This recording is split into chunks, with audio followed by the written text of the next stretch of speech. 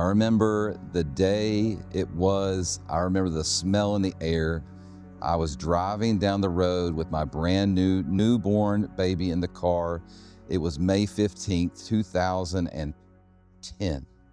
And my uncle, who never ever calls me in my life, called me and said, "Corey, you need to get home right now. Your dad is dead."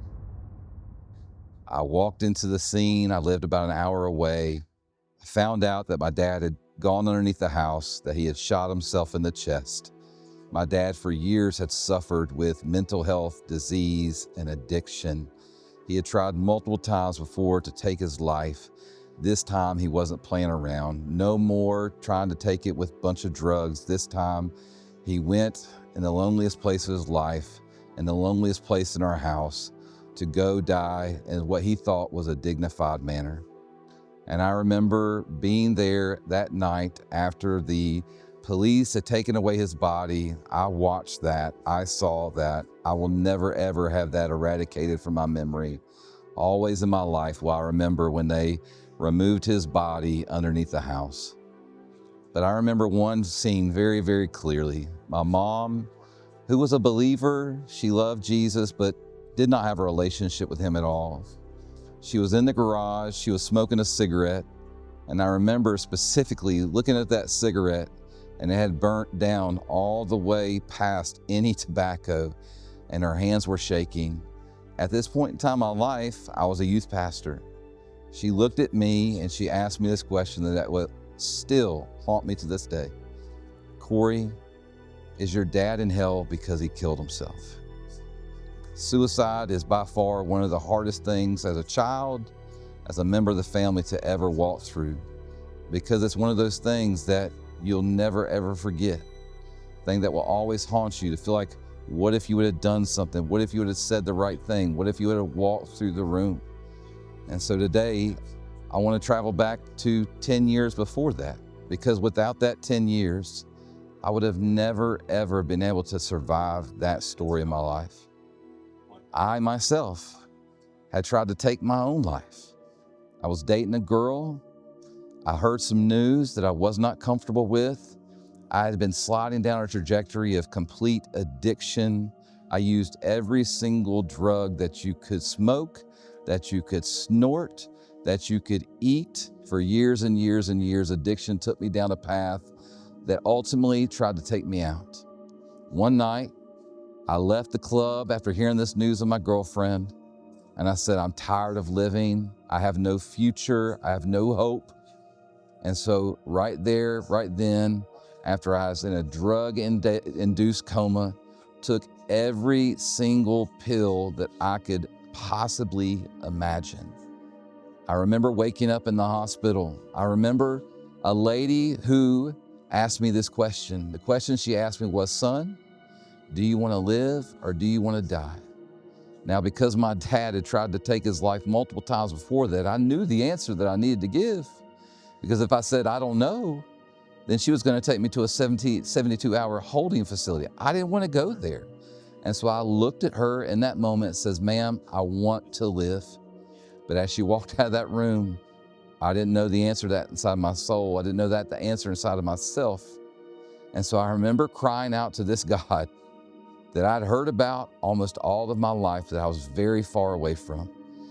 Person after person for the previous 6 months had been telling me about Jesus, and I looked at them like they were complete idiots. I had no bearing for who Jesus was, what God was. As far as I was concerned, the church was horrible. Jesus was horrible. I was going to live my life, but the way I lived my life obviously did not take me to a great place. And so as I'm sitting there on that hospital bed, crying out, "God, there's got to be more to life than this." And I remember, now whether you believe me or not does not matter to me, but I heard the audible voice of God say to me, "Son, there is." I remember going home. I didn't know what to do with this information. And there was a young lady, her name was Sheena Blackwelder. Sheena worked with me. I worked at this little itsy bitsy tiny weeny little pizza shop called Buck's Pizza. Every single day in between deliveries, we would go out back and smoke weed every single day. Now this woman, who I smoke weed with every single day, looked at me after hearing what I did, and she said, "You need Jesus." And I was like, "You need Jesus too." This little girl took me to, I'm Southern, maybe you're not, and that's okay.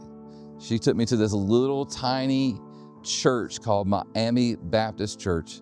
It was in Mount Pleasant, North Carolina, the most country place in the world, where they drove tractors to church. I walked into this church. I was a club kid from Charlotte. I wore big baggy jeans. My best dressed shirt was a white shirt with a dragon on it. I had holes in my ears here, holes in my ears here, a hole in my tongue. I walked into this place. Everybody wore tight Wrangler jeans. They had these big belts, these big shields on their belts. I had no idea what they were. The worship leader wasn't cool. He sang one song, Victory in Jesus. And every single time he sang victory, his toupee went up like this. And when he came back down, the toupee went out just like that. But one thing about that church was this: it wasn't sexy, it wasn't cool, but those people loved me. They showed me the one thing that no amount of drugs, no amount of sex, no amount of alcohol, no amount of reckless living could give, which was acceptance. I didn't know how desperate I was for that. In that church, the Lord began to work on me, began to show me who I was. And it wasn't because it was cool. It wasn't because the preacher had a great sermon series. It was the people who loved me. Fast forward 10 years later, I'm sitting there with my mom.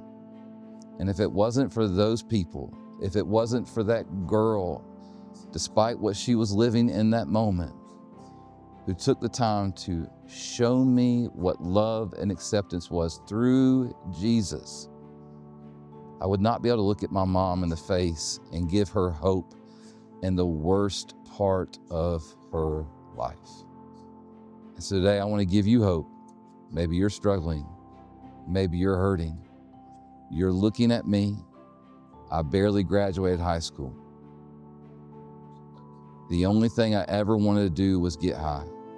I stole, I cheated, I used, I manipulated, not once, not twice, years and years and years of reckless, terrible behavior.